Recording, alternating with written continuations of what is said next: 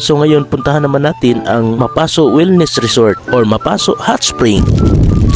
Alas 3 pa lang ng umaga ay nag-prepare na ang aking mama at papa at inaantay na lang natin ang nirentahang sasakyan at kasama natin dyan yung kapatid natin na si Bli. Nakarating na kami dito sa Tagibo at ito yung makikita mong tulay dito. Basta dire-diretso lang tayo patungong Santiago at marating ang lugar sa Magbayang para bumili ng preskong isda at nakabili tayo ng 3 piraso na tilapia. Katapos ko nga makabili ng isda ay dumiretso na kami dito sa area na pupuntahan natin. Open nga pala sila dito from Monday to Sunday at around 7 AM to 5 PM. At yun na nga, dali-dali na nga pala kaming pumunta dito sa sugbahanan para maisugba na din yung mga binilihan naming isda, sama na din yung preskong nukos. Mainit nga pala yung tubig na makakaliguan mo dito. Marami nga pala mga tao nagpuntahan dito at sari-saring lugar pa talaga ito. Ito nga pala yung entrance fee. Pag makapasok ka dito from 12 years old above is 50. Child below 5 to 11 years old is 30 pesos. Then yung senior is 40 pesos per head. At hindi naman talaga yan mawawala ang parking fee. Ang mga sasakyan na pumapasok dito 40 pesos nga pala yung bayad sa elf. Then 30 sa 4 wheels. Yung mga SUV na sasakyan 10 pesos sa tricycle. Then 5 pesos lang sa motor. Kaya magmotor na kayo.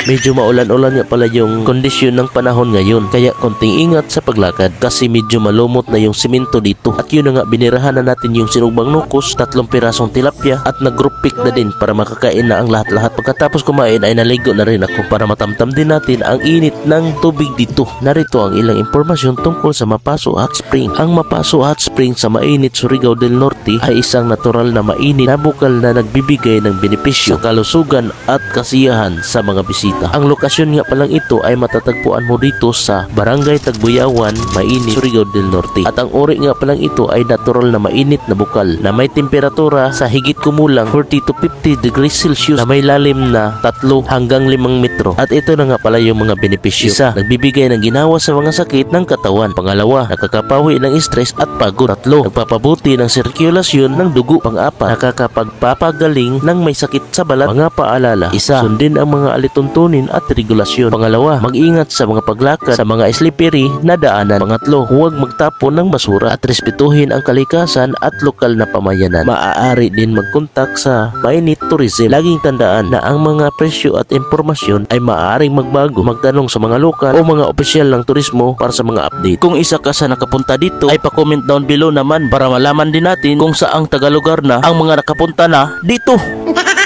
At pa-comment down below na din sa mga experience nyo habang nagbabiyahe kayo patungong Mapaso Hot Spring. Siya nga pala, sa mga nagbabalak na pumunta dito ay magbaon na ng kumpleto. Lalo na yung mga pagkain, inumin, lamasin para hindi na kayo lalabas kasi medyo malayo yung tindahan dito. Kaya ano pang hinihintay natin? Tara na at mamasyal sa mainit na tubig na makakaliguan mo dito. Matapos ko nga mamasyal ay naligo ulit ako.